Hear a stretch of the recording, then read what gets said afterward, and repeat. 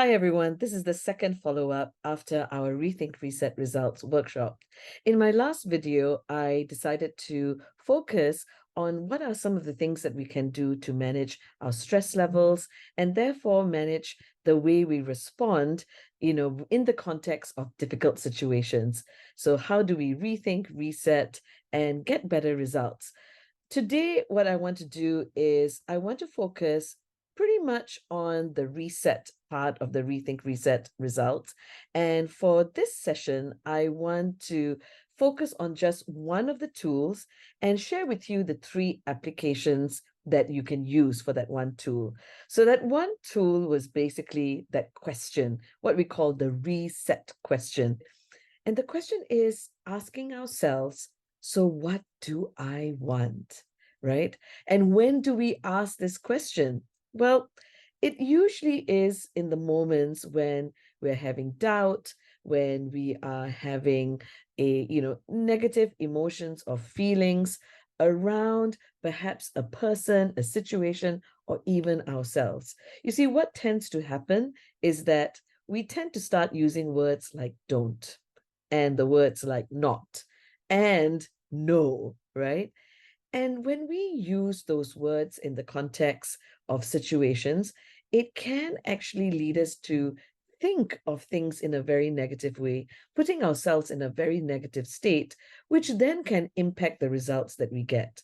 So, for example, if we say things like, I don't want my client to cancel, or I don't really want to mess up my words as I do that presentation later today, what we're tending to do is focus on the negatives and we create this imagery in our mind. And the interesting thing about the brain is that it needs to make those things happen. So it becomes almost like a self-fulfilling prophecy. So the words we choose affects our feelings, which then can affect our actions. It can affect our body language as we go into meetings and we're saying lots of don't, not, and no before we go into meetings. It can even affect the way we are perceiving ourselves, the other person, the situation that we are finding ourselves in, which then creates behaviors that don't get us the best results. So words have power, right? So our words affect our thoughts affect our feelings affect our results. So that was the application of the reset button. But that's just application one. Since words have so much of power, right? And we need to be really careful. I did mention the fact that it creates a certain amount of imagery. So how else can we make sure that we use this tool, and be wiser with the choices of words in our mind? So we talked also about the clarity through contrast tool. Now, this clarity to contrast tool utilizes that question of, so what do I want?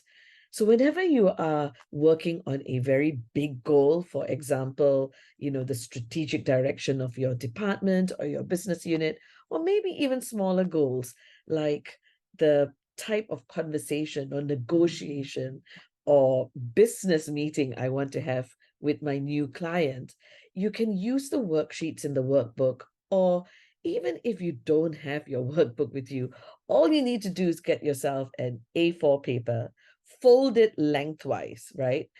Like a defined split in the center. So you have two sides to it. So what you can do is first, decide what would be that ideal goal, right? Whether it is that ideal business meeting or that ideal presentation. On the left side, what you might want to do is list all the things that you do not want and do not like happening in presentations. And here I've said 10 or 20, but if you can go on to 30, 40, even 50, that's even better. And what you then do is decide what would be the flip on the other side, right? So change the language on the opposite side one by one.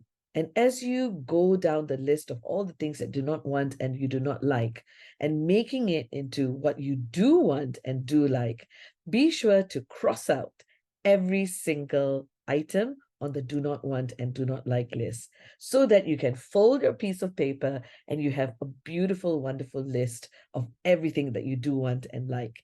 And that can give you a better way of visualizing the goal. Now, the other tip I would just add is, when you create this list, be free flow so that you are not bogged down by, constraints. But after you have got that list, then you can organize it into clusters or areas that make sense to you. For example, maybe you notice there are things you write about yourself, there are things that you write about the situation itself, or maybe there are things you write about the other party within this goal, right, that you have identified. And what you can do is you can take all these wonderful items on your list, create more of a goal statement, and then you can build in SMART, what you have learned about goal setting, and just adding in the elements of SMART into that goal, right? And of course, remember to keep it sensory. Every time you can write things in terms of what you are seeing and what you're hearing and what you're feeling, even better. Go back to your manuals, your workbooks. There's a lot of more information about it. So that is application number 2. Finally, there is a third application. Remember in my last video, I mentioned about how when you are able to spend some time on reflection, you can shift direction. This is a third way you can use the "so what do I want" question. So if you have a person that's troubling you, an issue that's troubling you, perhaps it's an event that you're about to go in that is unsettling your emotions in any way, decide on what it is that you want to reset and use the same concept. Fold that piece of paper into 2. On one hand, write down all the things that you want and like about this particular situation.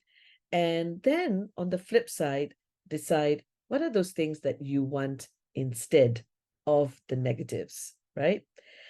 And that is a wonderful way of getting a lot more clarity about what it is that you may want to do, or maybe more clarity on how you want to feel about it, or perhaps even more clarity on what you want to say about this particular challenge or issue. So it's a wonderful way of applying the "so what do I want" reset question.